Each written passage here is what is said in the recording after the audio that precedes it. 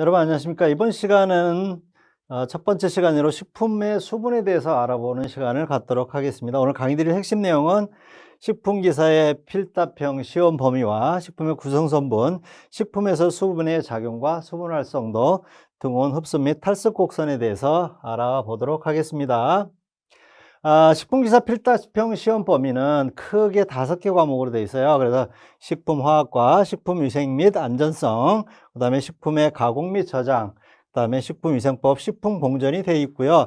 이러한 것들이 어떻게 식품의 구성 요소와 연관이 되는지에 대해서 전체적으로 먼저 강의에 들어가기 전에 알아보는 시간을 갖도록 할게요. 식품화학 같은 경우는 이러한 식품 구성 요소와 식품의 구성 성분이, 그죠?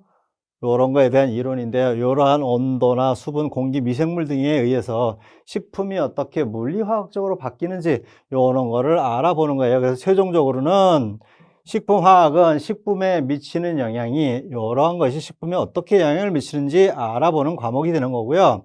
식품위생 및 안전성은, 그죠? 식품의 안전성은 결국은 식품 성분이 인체에 유해하지 않을 정도로 평생 매일 동안 섭취해도 유해하지 않은 수준을 결정하는 거예요. 이게 식품의 안전성이고요. 또한 식중독 성분은, 즉 식중독은 어떤 원인에 의해서 밝혀지며 발생이 되며 또 위생적으로 어떻게 관리해야 되는지를 알아보는 과목이 식품위생 및 식품안전성 과목이고요. 그 다음에 식품의 저장 및 가공은 우리가 식품을 소비자들한테, 그쵸? 공급을 하기 위해서는, 품질이 좋은 식품을 공급을 하기 위해서는 어떻게 해요? 가공을 해서 영양가를 높이거나 품질을 향상시켜서 최종적으로 소비자들에게 가장 좋은 제품을 공급하기 위해서 우리가 가공을 하거나 저장을 하죠. 요런 거를 다루는 학문이 식품의 가공 및 저장하게 되는 거고요. 이렇게 식품 위생과 식품의 안전성, 그 다음에 식품의 가공 및 저장을 하는 요런데 기준이 필요하잖아요. 그렇죠. 그래서 이런 걸 정하고 있는 게 식품위생법과 식품공전을 통해서 기준 및 규격을 정해서 식품이 안전하게 소비자들한테 전달이 될 수 있도록 하는 그런 법규가 식품위생법 및 식품공전입니다. 전체적으로 식품기사 필답형 시험 범위는 이렇게 포함이 된다. 이렇게 이해를 하시고 뒷부분에서 설명을 들으시면 도움이 될 것 같아요. 식품의 정의는 식품위생법에서 이렇게 정하고 있어요. 모든 음식물로 정하고 있어요. 단, 그렇죠? 의약으로 섭취하는 거. 질병을 예방하거나 치료하는 목적으로 쓰는 의약품을 제외하고서는 나머지 모든 음식물을 식품위생법에서는 식품으로 정하고 있고요. 이를 다시 해석을 하면 천연물이나 또는 가공 요리를 통해서 섭취할 수 있는 모든 재료를 식품으로 볼 수가 있는 거죠. 이러한 식품의 구성 성분은 크게 일반 성분과, 그죠? 특수 성분으로 구분을 합니다. 그래서 일반 성분은 다시 수분과 고형분, 그렇죠? 이거는 소위 말하는 그 덩어리, 고형분은 덩어리, 뭐 건더기 뭐 이런 식으로 표현할 수가 있겠죠. 그래서 수분과 고형분으로 이렇게 나눠 볼 수 있는데 오늘 이제 우리가 수분에 대해서 알아보는 거죠. 고형분은 다시 유기화합물과 무기화합물로 구분이 됩니다. 다른 말로 유기물과 무기물로 구분을 하는데 유기물은 탄소와 결합되어 있는 화합물. 그래서 대부분 우리가 이런 식품의 단백질이나 지방이나 탄수화물 등이 여기에 해당이 되고요. 무기물은 태웠을 때 재가 되는 성분, 즉 회분이라고도 하죠. 그래서 무기질 성분 이런 게 무기화합물로 이렇게 해당이 되겠습니다. 그리고 이제 일반 성분 대비해서 특수 성분은 일반 성분 이외의 것을 다 우리가 특수 성분으로 이렇게 구분을 하고 있어요. 그래서 색소나 독소, 알데히드가 여기에 포함이 되겠죠. 식품에서 수분의 역할을 알아보도록 하겠습니다. 이걸 알아보기 전에 우리가 식품류 같은 경우는 크게 육류나 과일류, 뭐 곡류 등으로 이렇게 구분을 해 볼 수가 있잖아요. 근데 이러한 식품은 다른 일반적인 가공 제품과 다르게 특수한 성질을 갖고 있다는 거죠. 그래서 이런 식품은 사람에게 영양소를 공급하는 기능을 가지고 있고요. 그 다음에 안전성, 사람이 섭취하는 거니까 안전해야 되죠. 이런 특징이 있고요. 그 다음에 사람마다 식품은 좋아하는 색깔이나 맛이 달라요. 요렇게 어떻게 판단하냐. 이것도 관능은 오감에 의해서, 그렇죠?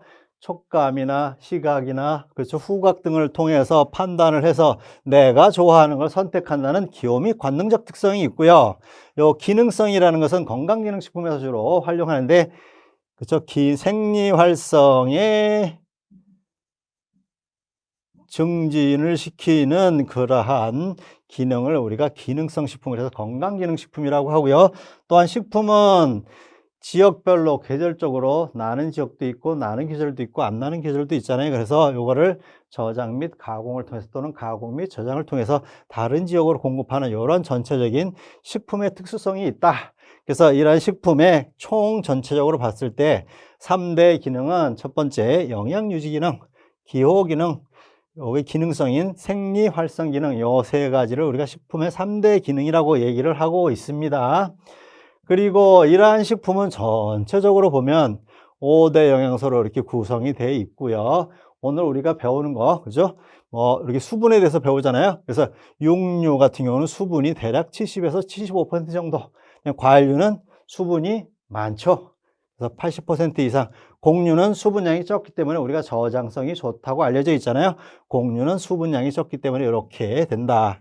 그래서 식품에서 수분의 역할은 그렇죠. 위에서 다 이렇게 설명을 드려봤잖아요. 식품의 조직이나 밀도, 텍스처, 그렇죠. 물성이라고 합니다. 물성. 식품의 텍스처 등에 영향을 미쳐서 신선도에 영향을 미치는 거죠. 수분이 많고 적음에 따라서 우리가 과일류 같은 거 보면 수분이 적으면 그렇죠. 적정 수분이 있으면 신선하게 보이지만 수분이 건조가 되었고 수분량이 줄어들면 쪼글쪼글해지잖아요. 그럼 신선도가 떨어지는 거죠. 선도가 저하되는 겁니다. 그리고 식품은 수분 활성도에 영향을 미치는 거죠. 수분은 수분 활성도에 영향을 주기 때문에 수분 활성도가 높을수록 그렇죠? 높을수록 뒤에서 설명드릴까요? 수분 활성도가 높을수록 미생물의 생육이 잘 되는 거죠. 그래서 저장성에 영향을 미치는 거예요. 수분 활성도 높으면 저장성이 떨어지는 거예요. 그래서 과일류 같은 경우는 빨리 변폐가 됩니다. 그렇죠? 변폐가 빨리 되는 거죠. 그리고 식품에서 수분의 손실은 가열해서 만약에 수분이 손실이 된다. 건조시켜서 수분이 손실된다 그러면 색과 맛과 향이 바뀝니다. 그래서 전체적으로 봤을 때 수분 함량은 신선도나 저장성 등 품질에 영향을 미친다고 볼 수가 있는 겁니다. 식품에서 수분의 역할은 이렇다는 거죠. 식품은 크게 식품 안에 들어있는 수분은 자유수와 결합수로 구분해 볼 수가 있어요. 그래서 그림에서 보시면 식품은 전체 수분 함량은 나머지 고형분도 있겠지만 여기 고형분도 있겠지만 수분 함량을 계산할 땐 자유수와 결합수를 더해서 계산을 해 주는 게 수분 함량이 되는데 그러면 여기서 자유수가 뭐냐 결합수가 뭐냐를 알아보도록 하겠습니다. 자유수는 우리가 일반적인 물이라고 생각하시면 돼요. 우리가 일반적으로 생각하는 물, 즉 식품 성분과 결합되지 않고 자유롭게 이동할 수 있어서 자유수라고 하는데 이렇게 일반적인 물의 성분이다. 우리가 일반적으로 마시는 물하고 똑같은 성질을 가지고 있다. 그래서 우리 대기압, 현재 있는 기압에서 100도씨에서 가열하면 증발을 시킬 수도 있고 0도씨 이하로 되면 동결이 가능하고 염류나 당류 등을 녹이는 용매로도 쓸 수 있고 미생물도 이러한 일반적인 물을 즉 자유수는 이용을 해서 생육에 활용을 한다. 이렇게 요게 자유수다. 이렇게 기억을 해 주시면 되고요. 이제 결합수라는 게 또 있어요. 요거는 뭐냐면 식품 성분과 아주 단단하게 결합이 돼 있어서 이거는 활용하기가 좀 어렵다고 이렇게 이해를 하시면 돼요. 단백질이나 탄수화물 등과 같이 아주 단단하게 결합돼서 이 자유롭게 이동할 수 없는 물 아예 완전히 결합돼 있다 그래서 우리가 결합수다 이렇게 표현을 하고요. 이 너무 이렇게 단단하게 결합되어 있기 때문에 자유수보다는 밀도가 높고 수증기압은 당연히 낮겠죠. 그렇죠. 그리고 대기압 100도씨 이상에서 가열해도 얘는 제거되지가 않는다. 너무 단단하게 되어 있기 때문에 더 높은 온도에서 가열을 해줘야 되고요. 영하 18도씨에서도 잘 얼지도 않고 또한 식품 성분을 용해하는 용매로도 쓸 수가 없고 당연히 그래서 미생물도 이런 결합수는 이용할 수 없고 뭐만 자유수만 이용할 수 있는 거죠. 그리고 효소작용도 이런 결합수가 많은 상태에서는 효소작용도 제대로 되지 않는다. 그래서 식품을 저장하는 데 결합수가 많을수록 유리하고 자유수가 높을수록 좀 불리하다. 이렇게 이해를 전체적으로 하시면 될 것 같고요. 그래서 식품 전체적으로 봤을 때 자유수를 제거해주면 수분 활성도가 떨어지는 거예요. 자유수를 제거하면 뒤에서 또 설명드릴까요? 수분 활성도는 그랬을 때 수분 활성도가 떨어지면 미생물에 대한 왜 미생물은 그렇죠? 요 결합수가 늘어나고 요게 줄어들고 요게 증가되면 수분 활성도가 떨어지는 거니까 미생물의 증식이 억제돼서 최종적으로는 저장성이 향상되는 원리를 이용해서 우리가 저장을 한다. 그래서 이렇게 이용하는 저장법은 염장법과 당장법, 즉 소금이나 설탕을 그렇죠? 삼투압작용해서 식품 안으로 집어넣으면 식품 안에 있는 수분이 유출되면서 수분이 빠져나오겠죠. 그러면서 여기가 수분 활성도가 떨어지는 거예요.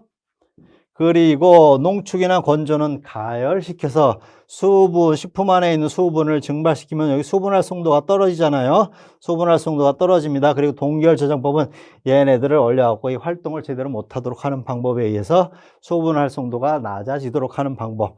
이런 저장법을, 수분 활성도를 낮춰서 저장하는 방법은 이러한 저장법이 있다. 이렇게 이해를 하시면 되겠네요. 수분 활성도에 대해서 알아보도록 하겠습니다. 식품에서 수분 함량은 뭐라 그랬어요? 자유수와 결합수의 합이라고 했죠. 그런데 우리가 이제 이러한 식품 같은 경우를 보면 얘는 그냥 가만히 있는 게 아니에요. 외부에 있는 온도가 올라가고 내려가고 습도가 높아지고 낮아짐에 따라서 식품은 얘네들하고 똑같이 외부에 있는 온도 조건과 습도 조건에 똑같이 일치하도록 계속 수분도 증발하고 어떤 때는 수분을 흡수하기도 하고 그다음에 온도가 증가되면 수분이 빨리 탈수가 되고 온도가 낮아지면 천천히 탈수가 되든지 흡수를 하든지 하겠죠. 이렇게 식품은 외부의 온도가 올라가고 내려감에 따라서 습도가 증가하고 감소함에 따라서 항상 일정하게 유지하려는 평형을 유지하려는 성질을 갖고 있어요. 이걸 우리가 뭐라고? 식품의 평형 수분 함량이라고 표현을 합니다. 즉 외부 온도와 습도에 따라서 식품 내 수분은 변하면서 평형을 이룬다는 거죠. 항상 이렇게 이루기 때문에 이런 거를 근거로 해서 우리가 수분 활성도를 정하는데 기본적으로 이제 수분 활성도는 뭐냐 그러면 어떤 온도에서 순수한 물의 수증기압에 대한 식품 중에 있는 자유수의 수증기압비. 되게 말이 어렵습니다. 이거를 다시 쉽게 설명을 하면 이렇게 이해를 하시면 개념적으로 쉽게 이해하실 수 있을 것 같아요. 식품 중에서 미생물이 이용할 수 있는 자유수의 비율이 어느 정도 되냐를 표시하는 게 수분 활성도다. 개념적으로 물론 의미를 쓰시오 하면 이렇게 쓰셔야 되겠지만 개념적으로 이렇게 이해하시면 크게 틀리지 않아요. 이렇게 이해하시면 이해하기 쉽고요. 계산식은 여기서 했던 요 내용이 그대로 들어가고요. 이제 이걸 몰수로 바꾸면 그렇죠? 용매와 그렇죠? 여기 보면 물의 몰수와 용질의 몰수를 가지고 물의 몰수를 나눠주는 공식으로 이렇게 변환할 수 있다. 그래서 두 개의 공식은 하나, 수분 활성도 구하는 공식은 하나, 두 개가 있다. 그래서 요거를 잘 암기를 해 주셔야 됩니다. 암기를 해 주셔야 되고요. 수분 활성도 같은 경우는 이제 순수한 물 같은 경우는 어떻게 되겠어요? 1이 되는 거죠. 이쪽 계산식이 여기 있으니까 1이 되고 1이 되니까 수분 활성도는 순수한 물은 1이 되는 겁니다. 그리고 모든 식품은 자유수와 결합수로 존재를 하잖아요. 물론 자유수만 존재할 수도 있고 결합수만 존재할 수도 있지만 대부분의 모든 식품 다 이렇게 존재를 하는 거죠. 그래서 수분 활성도는 어떻게 0에서 1.0 사이에 있게 된다. 요게 요 말입니다. 요거를 이해하시고요. 그리고 미생물은 자기가 생육할 수 있는 수분 활성도가 있어요. 생육 가능한 수분 활성도가 있어요. 이거보다 수분 활성도가 낮아지면 생육이 제한됩니다. 그 최저 기준이 곰팡이는 0.8, 효모는 0.88, 세균은 0.91이 되고요. 그래서 우리가 외울 때 곰, 효, 세, 낮은 것부터 높은 거로 곰, 효, 세 0.8, 0.88, 0.91 이렇게 외우시고요. 특별히 내삼투압성 효모는 0.60, 그 다음에 내건성 곰팡이는 0.65 이상의 수분 활성도여야 생육을 할 수 있다. 이렇게 암기를 하시면 도움이 될 것 같네요. 기출문제를 풀어보도록 하겠습니다. 수분 활성도를 구하는 공식 두 가지를 쓰고 수분이 30%와 설탕 20%를 함유하고 있는 식품에 대해서 수분 활성도를 구하랍니다. 그래서 우리가 여기서 알아야 될 거는 기본적으로 이 공식은 반드시 암기를 하고 있어야 되겠죠. 이 몰수를 구하는 공식. 첫 번째 이걸 알아야 되고 그 다음에 이제 몰수를 구하는 거잖아요. 용질과 물의 몰수를 구해서 이걸로 가지고 그렇죠? 물의 몰수를 나눠줘야 되는데 그럼 몰수가 뭐냐? 한번 읽어볼게요. 몰이라는 것은 물질의 질량을 측정하는 단위랍니다. 그리고 분자 일몰은 분자량의 구람 단위를 붙인 양 속에 포함된 분자의 개수를 1몰이라고 한다. 참 기초가 없는 분들은 참 이해하기 어려운데 쉽게 생각하시면 이렇게 생각하시면 돼요. 물은 그렇죠? 화학식이 H2O잖아요. 그래서 얘의 원자량은 몇이에요? 1이죠. 1이 됩니다. 원자량은 1이 되는 거예요. H2O에서 물이잖아요. 이게 원자량은 1이 두 개 있으니까 2가 되는 거고요. 산소의 원자량은 16이 되는 거죠. 그럼 이게 분자량은 18이 되는 거죠. 18이 되는 겁니다. 그래서 우리가 분자량을 가지고 질량을 나눈 게 몰수가 되는 겁니다. 그래서 1몰이라는 개념은 물 같은 경우는 물이 18g 있으면 분자량이 18이잖아요. 18분의 18에서 1몰이 되는 겁니다. 그럼 산소 같은 경우는 32g이 있고요. 분자량은 32니까, 그렇죠? 32g 있으면 1몰이 되는 겁니다.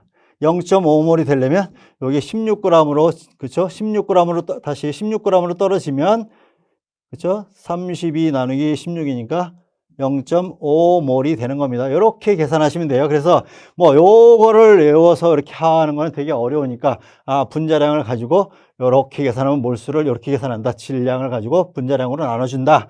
이렇게 이해를 하시면 문제를, 그렇죠? 공식을 암기하시고 이렇게 해서 하시면 나머지 숫자는 대입을 해야 되는데, 여기서 또 하나, 이제 우리가 문제에서 이렇게 분자량을 주어질 때가 있고 주어지지 않을 때가 있어요. 그래서 우리가 몇 가지는 반드시 외워야 되죠. 물과 설탕은, 물은 18이고 설탕은 분자량이 342다. 요거는 암기를 해 두시는 게 문제를 해결하는 데 도움이 될 것 같고요. 그래서 그대로 공식에 대입하면 되는 거예요. 그렇죠? 몰수를 구하고 물의 몰수를 구하고 나누기를, 물의 몰수를 가지고, 그렇죠? 이렇게 구해서 하면 0.958이 나온다. 이렇게 해결을 하시면 크게 어렵지 않게 해결을 하실 수 있을 것 같아요. 그리고 액상식품의 조성을 확인하였더니 포도당이 18%, 비타민 A가 5.5%, 비타민 C가 1%, 스테아린산이 3.5%고 나머지는 물이었다. 이때 식품 수분 활성도를 구하시오. 여기서 우리가 이 문제를 해결하기 위해서는 크게 알아야 될 가지가 두 개 있습니다. 물의 질량을 먼저 구해야 돼요. 물의 질량을 구해야 됩니다. 그래야 우리가 몰수를 구할 수가 있으니까. 그 다음에 소수성 물질은 물에 녹지 않잖아요. 그래서 우리가 수분 활성도를 구하는 거기 때문에 물에 녹지 않는 물질은 제외를 시킨다. 지용성 비타민인 비타민 A와 지방산인 스테아린산은 빼버린다. 요거를 반드시 요 두 가지 사항만 알고 계시면 나머지는 수분 활성도 공식에 그대로 대입을 하시면 바로 구하실 수 있고요. 물의 함량은 한번 보겠습니다. 물의 함량은 전체 중에서 식품의 성분량을 빼는데 물이 얼마나 들어있냐? 100에서, 그렇죠? 포도당 18, 비타민 A, 비타민 C, 그 다음에 스테아린산 다 빼주면 72g이 나옵니다. 물의 질량은 72g이 되는 거예요. 그 다음에 소수성 물질은 뺀다고 했으니까 계산해서 얘 빼주고, 계산할 때 비타민 A 빼주고 스테아린산 빼주는 거예요. 그렇죠? 지방성분 지용성이니까 나머지는 그대로 대입을 하시면, 그죠? 180분의 포도당 분의 18%가 들어가 있으니까 이렇게 되고, 이건 176분의 1이 되는 거죠. 그 다음에 18분의 72 물의, 그렇죠? 질량을 분자량으로 나눠서 몰수를 구해서 최종적으로 물의 몰수를 이걸로 나눠주면 어떻게? 이렇게 나온다. 수분 활성도는 단위가 없습니다. 이렇게 0.97을 쓰시면 되고요. 그 다음에 설탕 60%인 용액이 있다. 이 용액의 수분 활성도를 구하시오. 그럼 여기서, 그렇죠? 뭐를 구해야 되겠어요? 물의 질량이, 즉 수분의 질량이 얼마 돼 있는가를 알아야 되겠죠. 그래서 전체 100에서 수분 함량을 구하려면 설탕이 60% 있다 그랬으니까 빼면 40%가 나오겠네요. 그래서 분자량을 이렇게 암기를 하시라고 했죠. 그대로 요거 몰수 계산식하고 해서 그대로 대입하면 위에서 푸는 문제하고 크게 다르지 않습니다. 그래서 이렇게 대략적으로 그대로 쓰셔도 되고 이렇게 쓰셔도 됩니다. 크게 문제 없을 거라고 생각이 되고요. 전체적으로 요렇게 계산하는 방식을 알고 있느냐, 그 다음에 그렇죠, 수분 활성도를 구하는 공식을 알고 있느냐, 요 정도를 물어보는 문제였다고 보여집니다. 20%의 소금과 20%의 포도당, 20% 설탕을 수분 활성도가 높은 대로 나열하시오. 그냥 외워도 되죠. 설탕, 포도당, 소금. 근데 우리가 원리를 알고 외우면 훨씬 더 쉽다는 거죠. 분자량이 클수록 수분 활성도가 높다고 많이 우리가 얘기들을 하는데 왜 그러냐? 계산을 한번 해보죠. 설탕은 분자량이 342, 포도당은 180, 소금은 58입니다. 그래서 이걸 우리가 수분 활성도 공식에 구하면, 그렇죠? 물의 몰수를, 그렇죠? 요거는 뭐예요? 물의 몰수 더하기 설탕의 몰수를 더하면, 그죠? 설탕 같은 경우는 수분 활성도가 0.98이 나옵니다. 저 계산식에서 포도당도 구하면 0.97이 나와요. 소금도 같이 분자량을 해서 몰수로 계산하면 0.93이 나옵니다. 따라서 분자량이 클수록 수분 활성도가 높아지는 게 맞는 거죠. 그래서 이 원리를 이해하시면 굳이 암기를 하시지 않아도 이렇게 풀 수가 있다. 이렇게 생각이 되고요. A와 B는 같은 수분 함량이랍니다. 그런데 보존기간은 A가 훨씬 길다. 그렇죠? 우리가 수분 함량은 어떻게 알고 있죠? 자유수와 결합수의 합이라고 했어요. 여기 써져 있을 겁니다. 여기 써져 있습니다. 그래서 그 이유를 수분 활성도를 이용하여 설명하시오. 즉 자유수가 높아지면 수분 활성도가 높아지는 거고요. 결합수가 높아지면 수분 활성도는 낮아지죠. A의 보존 기간이 길다는 것은 뭐겠어요? 결합수의 양이 많다는 거죠. 그렇죠? 결합수의 양이 많아서 수분 활성도가 낮기 때문에 저장성이 더 좋아진다는 그런 의미를 담고 있겠습니다. 등온 흡습 및 탈습 곡선에 대해서 알아보도록 하겠습니다. 등온 흡습 및 탈습 곡선은 어떤 온도에서, 즉 일정한 어떤 온도에서 대기 중에 상대 습도와 식품의 평형 수분 함량, 아까 설명드렸어요. 외부의 온도와 습도에 따라서 식품은 그 안에 있는 수분은 그렇죠, 평형 상태를 유지하려고 한다. 그래서 계속 변한다. 이걸 우리가 평형 수분 함량이라고 했어요. 상대 습도와 평형 수분 함량 간의 관계를 나타낸 그래프를 우리가 등온 흡습 및 탈습 곡선이라고 합니다. 그래서 탈습 곡선이 위에 항상 위치합니다. 나중에 요거 암기하실 때 탈습 곡선이 위에 있다, 흡습 곡선이 밑에 있다. 그 이유는 뒤에서 설명드릴게요. 그래서 요거를 그래프로 그려보니까 이렇게 나타나는 겁니다. 역X자 곡선으로 이렇게 나타난다는 거예요. 그래서 여기 첫 번째, 여기 요 첫 번째 구간을 우리가 담분자층 영역이라고 하는 거고요. 요 두 번째 영역을 다분자층 영역, 세 번째 영역을 모세관 응축 영역이라고 이렇게 표현을 하고 있고요. 그래서 수분이 상대 습도가 이렇게 높아짐에 따라서 식품의 평형 수분 함량은 어떻게 되는지를 이렇게 확인을 해봤더니, 이렇게 점으로 연결했더니, 흡습할 때는 이러한 곡선을, 탈습할 때는 이러한 곡선을 나타내는 거죠. 각각 지점을 연결해 보니까 이렇게 나타난다고 이해를 전체적으로 하시면 될 것 같고요. 그래서 이 담분자층 영역은 뭐냐면, 물 분자가 단백질, 아미노기 등과 강하게 결합되어 있는 결합수 상태랍니다. 즉, 물 분자는 이동할 수 없는 상태가 되는 거죠. 그래서 미생물도 이용할 수가 없는 그런 영역이다. 여기는. 그래서 여기는 식품이 예를 들면 식품 안에 이런 성분들이 물 분자로 완전히 덮여 있지 않아서 보호막이, 예를 들면 크게 그리면 이렇게 듬성듬성 물 분자가 있는 거죠. 이렇게. 그래서 수분 보호막이 없는 거예요.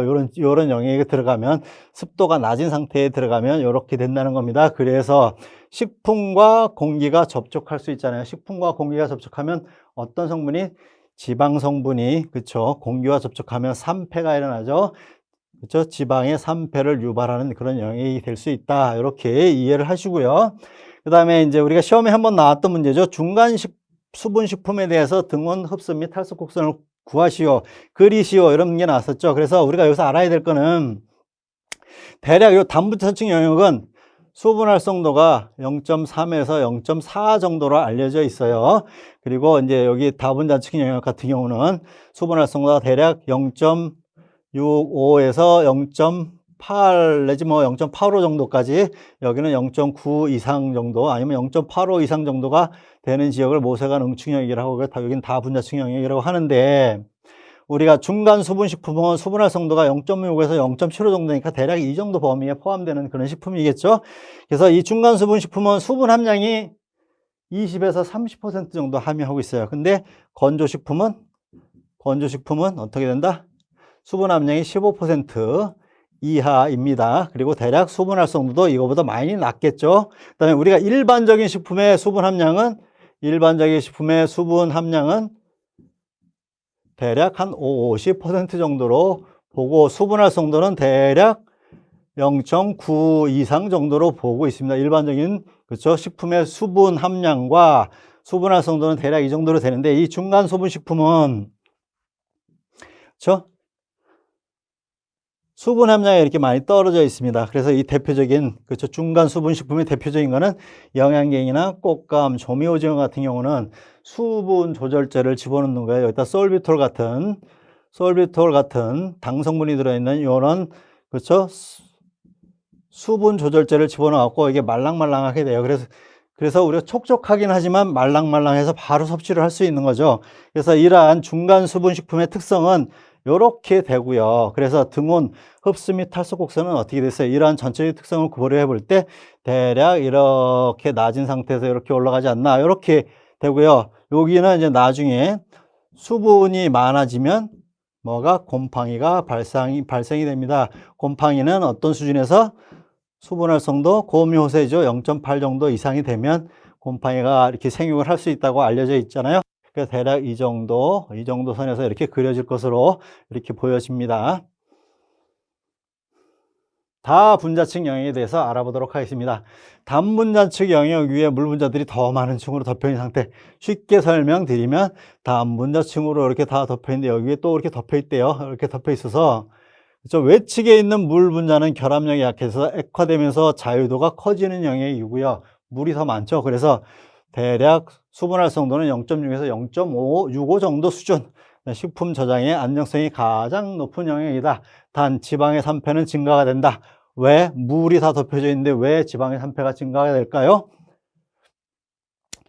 그 수분이 이렇게 자유도가 커지면서 지방 식품에 있는 금속 이온을, 그쵸, 유리시켜 가지고 이렇게 지방과 접촉을 하면서 지방 식품의 산패가 증가하는 걸로 알려져 있습니다. 그래서 다분자층 영역에서는 이렇게 자유도가 커지고 대략 수분 활성도는 이 정도지만, 그다음에 식품 저장에서 안정성이 높은 영역이지만 지방 식품 같은 경우는 산패가 오히려 증가가 된다. 이렇게 이해를 하시면 되겠고요. 모세관 응축 영역은 여기 수분이 매우 많은 거예요. 그렇죠? 다분자층 수분 영역보다 많은 수분 함량을 가지고 있는 식품이 있다면 수분이 많이 많아서 이제 안으로 들어오겠죠. 이렇게. 그러면 식품 속의 수분은 완전히 자율수 상태가 되는 거고요. 화학 반응에도 이용되고 미생물도 이용하고, 그죠? 여러 가지 해서 효소도 반응을 하고 해서 식품이 수분 활성도가 매우 높은 시기가 되는 거죠. 그래서 과체류 같은 경우는 수분 활성도가 대략 0.95 정도 수준에서 이루어지는데, 이런 거는 수분 활성도가 높기 때문에 어떤 현상이 보이죠? 쉽게 변폐하는 거죠. 그래서 자유수가 많아서 그죠? 자유수가 많아서 산소와 지방 성분의 접촉은 잘 이루어지지 않는다. 완전히 물로 다 덮고 있기 때문에 산소가 접촉을 못해서 지방식품은 여기서 산패의 가능성은 매우 낮아진다. 이렇게 이해를 하시면 될 것 같아요. 히스테리시스 현상에 대해서 알아보도록 하겠습니다. 히스테리시스는 우리나라 말로 이력 현상이라고도 하는데, 여기 이제 등온 흡수 곡선과 등온 탈수 곡선은 이론적으로는 일치해야 돼요. 그죠? 그죠? 식품에서 나갔던 수분이 다시 이론적으로 100% 다시 들어와야 되잖아요. 그런데 실제는 일치하지 않는 거죠. 이렇게 일치하지 않는 현상이 생겨요. 그래서 탈수 곡선이 위에 있다고 말씀드렸어요. 흡수 곡선, 즉 식품에서 수분이 어떤 조건에서, 그렇죠? 여기 나와 있네요. 식품 표면에 있는 모세관의 수분이 탈습 시에는 수분이 증발하고 모세관이 응축을 하는 거죠. 식품에 있던 여기서 수분이 날아가면서 모세관이 쪼그라드니까, 예를 들면 쉽게 그리면 이렇게 되는 거죠. 예를 들면 피부가 이렇게 있다 그러면 여기 모세관이 이렇게 해서 여기가 이렇게 줄어드는 거예요. 그래서 탈습 시에 나갔던, 흡수 시에는 탈습 시에 나갔던 수분이 모세관 응축으로 해서 전량 흡수되지 못하면서 이렇게 차이가 발생하는 거죠. 곡선 간에 이렇게 차이가 발생하는, 갭이 생기는 거죠. 이걸 우리가 뭐라고? 히스테리시스 현상이다. 이렇게 표현을 하고 있습니다. 요거에 영향을 미치는 요인은 식품의 구조가, 즉 단단하게 결합되어 있느냐 아니면 그렇게 결합되지 않느냐, 그 다음에 자율수가 맞느냐 결합수가 맞느냐, 그 다음에 이제 식품의 온도가 증가하면 어떻게 됐어요? 이렇게 다운되겠죠. 그러면서 요 간격도 이렇게 좁아집니다. 빨리 탈습되고 흡수도 조금만 이루어지고 마니까 요 히스테리시스는, 온도가 증가하면 히스테리시스는 감소하는 거예요.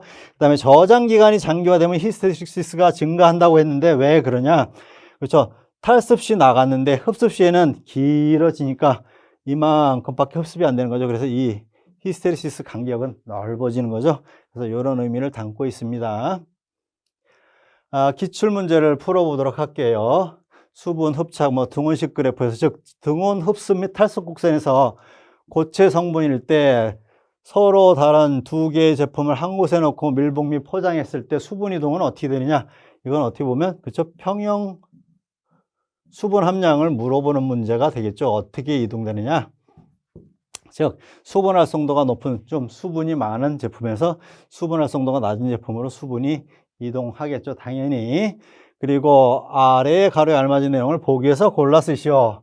그래서 식품의 수분 함량이 많으면 유리 전이 온도는 높아진다, 낮아진다. 일단 낮아진다가 답인데, 그럼 여기서 이제 유리 전이 온도가 무엇인지 알아봐야 되겠죠? 유리 전이 온도는 온도의 변화에 따라서 고분자 물질, 즉 딱딱한 물질이 고무처럼 변하기 시작하는 그 시점의 온도입니다. 녹는 점하고는 달라요. 그래서 고체에서 액체로 변하기 전에 바로 나타나는 거예요. 우리가 식품 같은 거 보면, 그렇죠? 고분자 물질, 그렇죠? 단백질 같은 겁니다. 단백질이나 탄수화물 같이 고분자 물질과 물 같은 게 이렇게 고분자 물질과 예를 들면 물 같은 게 이렇게 같이 있는데 우리가 가열을 하기 시작하면 어떻게 되느냐? 이 물이 먼저 이렇게 유리처럼 변하면서 그렇죠? 유리 고무처럼 변하기 시작하는 거죠. 그리고 나중에 이런 단백질이나 이런 게 이제 응고가 되겠죠. 변성 응고가 되겠죠. 이것도 고무처럼 변하면서 나중에 이제 얼어 있던 걸 많이 녹이면 가열을 시키면 얼음으로 변화시키면서 여기가 녹는 점으로 바뀌는 겁니다. 이렇게 녹는 점으로 바뀌는 겁니다. 그래서 식품을 이렇게 고분자 물질로 된 식품을 결정성 물질과 비결정성 물질이 같이 있는데 비결정성 물질이 먼저 가열을 하면 변하기 시작하는 거죠. 그래서 식품에서 자유수 함량이 많다는 것은 활성이 빨리 일어난다는 거죠. 가열할 때. 그래서 유리 전이 온도는 어떻게 된다? 낮아진다. 낮아진다가 정답이 되는 겁니다. 네, 오늘은 여기까지 해서 마치는 걸로 하겠습니다. 여러분 수고하셨습니다.